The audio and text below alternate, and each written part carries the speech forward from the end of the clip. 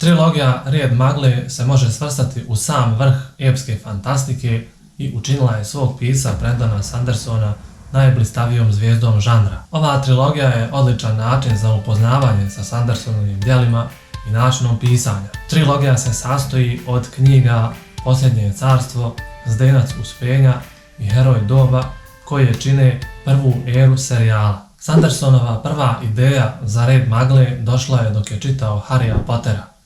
Mislio je da bi bilo zanimljivo smjestiti priču u svijet u kojem je tamni gospodar triumfovao, a prorokovani heroj propao. Njegova druga ideja, prvobitno nepovezana, bila je da ispriča priču o pljački u fantastičnom okruženju, koja je inspirisana filmskim serijalom o okeanu. Ideja za titularnu maglu došla je dok se vozio kroz maglu u Idahu, koju je kombinovao sa svojim sjećanjima da je jednom vidio nacionalnu katedralu Washingtona osvjetljenu iznutra. Prvobitno je razvio feruhemiju i alomantiju za zasebne priče, prije nego što je odlučio da ih spoji u jednu priču. Radnja serijala Red magle se odvija u distopijskoj budućnosti u svijetu koji se zove Skadrial, u kojem sa neba pada pepeo i nebo je crveno.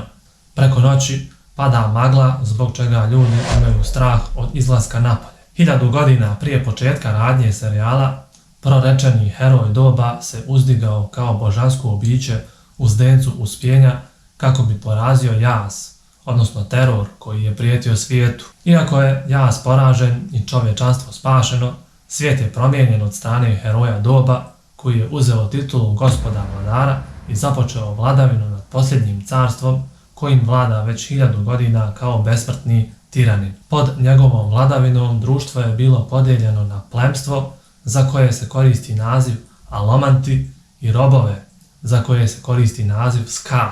Ministarstvo čelika je crkva i centralna vlada posljednjeg carstva, koju je stvorio gospod vladar da upravlja svojim carstvom. Dok je gospod vladar dozvolio plemićima da kontrolišu većinu aspekata carstva, kao što je proizvodnja resursa, on je koristio ministarstvo čelika da kontroliše plemiće. Ministarstvo čelika ima dvije grupe ljudi koji su navikli da kontrolišu različite aspekte društva, a to su čelični inkvizitori i obveznici. Svi obveznici su ranije bili plemići, obično alomanti, i obučeni su u vještinama birokratije i učenjima ministarstva čelika. Obilježeni su tetovažama koje im ukrašavaju lice i tijelo.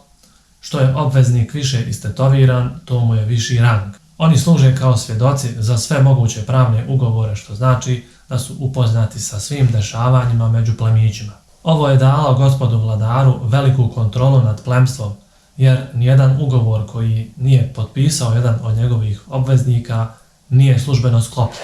U svijetu u kojem se odvija radnja serijala, magija je prikazana kao nadprirodna sila koja je podijeljena u 3 različite discipline: alomantija, feruhemija i hemalurgija. Sve 3 magijska sistema su zasnovana na metalima. Alomanti su osobe koje imaju sposobnost da u svom tijelu sagorijevaju metale, a to im daje nadljudsku snagu, brzinu, moći opažanja i iscijeljenja i sl. Postoji 16 metala koje alomanti mogu koristiti, a svaki metal daje određenu sposobnost. Pored ovih, postoje 2 izmišljena metala. Alomantija je nasljedna i mogu je imati samo plemići. Međutim, plemići imaju običaj da liježu sa ska ženama, što je kažnjivo smrću ako bi se za to saznalo, tako da i ska na taj način mogu posjedovati alomantiju. Postoje 2 vrste alomanta. Jedni se nazivaju maglari i oni mogu da sagorijevaju sve metale, drugi se nazivaju maglenici i oni mogu sagorijevati samo jedan metal.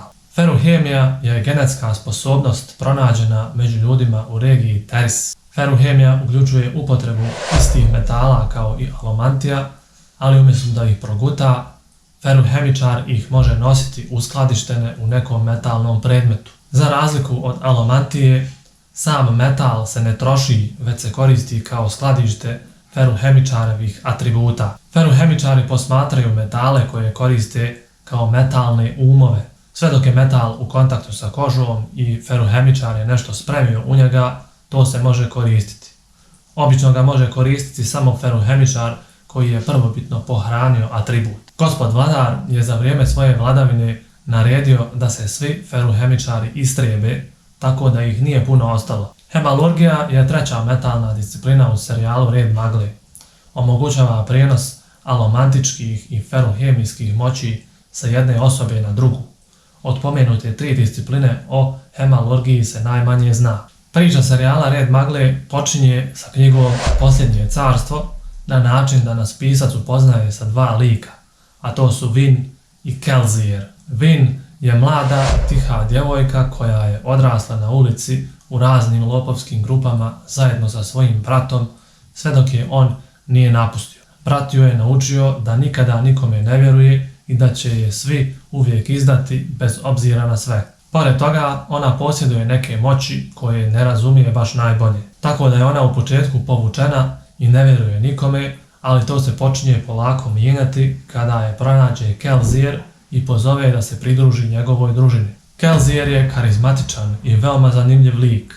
On ima veoma mračnu prošlost, ali je uvijek pozitivan i nasmijan. Kelsierova družina je okupljena sa ciljem da podigne revoluciju i da svrgne sa vlasti gospoda vladara kako bi oslobodio Ska iz ropstva. Kelsier je maglar, a njegova družina se sastoji od maglenika koji su veoma interesantni i zanimljivi likovi. Vinina uloga u rušenju gospoda vladara se sastoji u tome da ona treba da glumi plemkinju i da se infiltrira u plemstvo kako bi prikupljala informacije. Često se odvijaju balovi, a to je savršen način da se dođe do informacija. Ona na tim balovima upoznaje plemića Elenda Ventura, nasljednika kuće Ventur, jedne od najmoćnijih porodica u Lutadelu, i kako vrijeme promiče, ona se u njega polako zaljubljuje. Posle knjige Posljednje carstvo, radnja se nastavlja u knjigama Zdenac Uspenja, gdje sam pisac otkriva dio misterija i glavni zaplet serijala,